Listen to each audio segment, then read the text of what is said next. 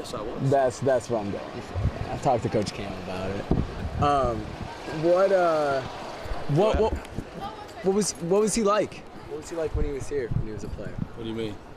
What kind of guy was he? Did you see that? Did you see that he could be a successful coach, a defensive coordinator? No, it's hard to assess, when someone's 18 to 20 years old, 22 years old, if they could be a successful head coach. What you could see is that he was going to be successful at whatever he applied himself to because he was a very good student. When I say student, football student, he's a very good student of the game.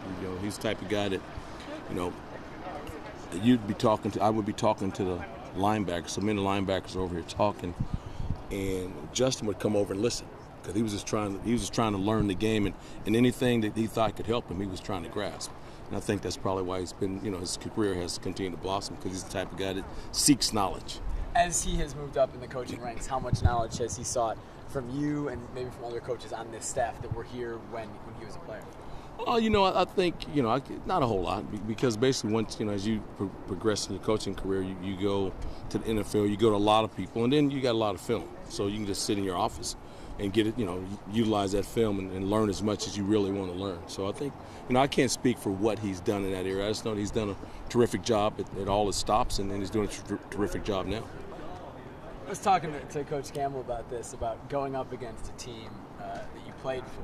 You played here, so you don't have to deal with that. Coach Campbell coaches at UCLA every year, basically, not this year. But how often have you gone up against guys that used to play for you on the other sideline? And is it weird at all to see a guy that you used to see wearing the Oregon uniform wearing different gear on the other sideline?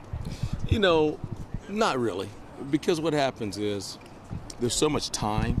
That you don't think about it that way, It's one of those situations where you see him and you're happy to see a friend and you shake hands and you hug him and then your mind immediately goes back to the game plan. So you're out of that friendship world and you're into game mode.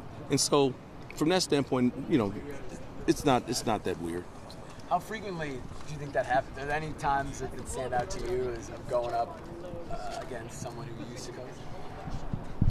For me personally, not a lot of instances of that. A lot of friends on the opposite sideline, so that happens a ton. Sure.